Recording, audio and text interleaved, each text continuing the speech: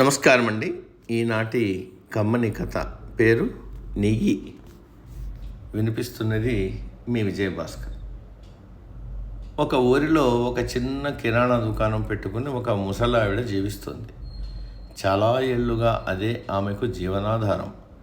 అయితే ఒక corporate company ఆమె దుకాణానికి ఎదురుగా ఒక పెద్ద సూపర్ మార్కెట్ పెట్టి అందులోని ధరవరలు కూడా బోర్డు మీద రాసిపెట్టింది.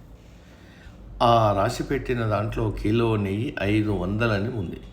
ముసలిది అది గమనించి తాను కూడా ఒక బోర్డు పెట్టింది. అందులో కిలో నెయ్యి 450 అని రాసింది.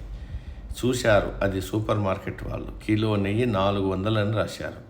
అది చూసి ముసలిది కిలో నెయ్యి 350 అని పెట్టింది. సూపర్ మార్కెట్ వాళ్ళు దాన్ని గమనించి కిలో నెయ్యి 300 అని రాశారు. ముసలిది 250 అని బోర్డు పెట్టింది.